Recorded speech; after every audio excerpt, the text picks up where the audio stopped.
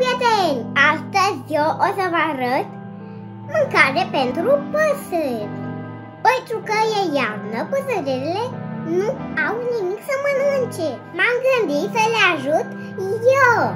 O să fac niște suporturi.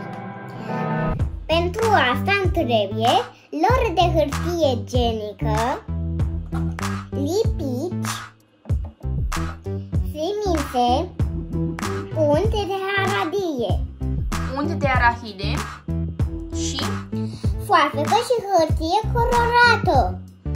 Primul pas, lipim foaie colorată pe rola de hârtie pentru ca păsărelele să vadă și să vină să mănânce.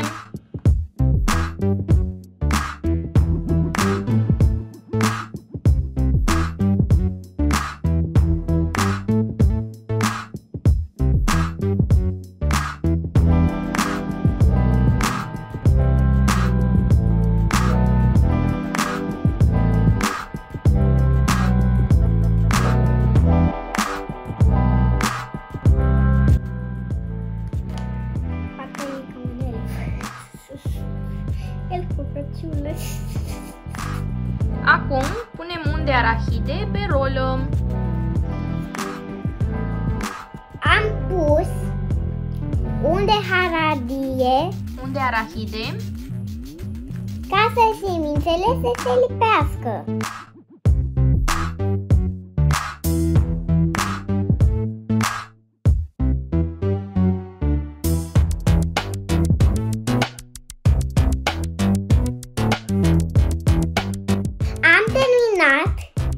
Și acum trebuie să punem pe o crenguță din copac ca să păsările să vină să mănânce. Am terminat suporturile și acum punem pe o creangă și apoi așteptăm să vină păsările.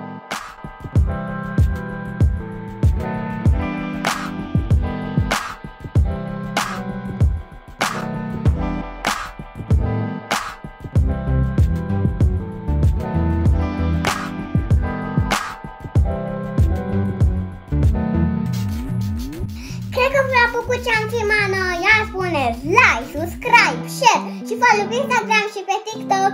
La revedere!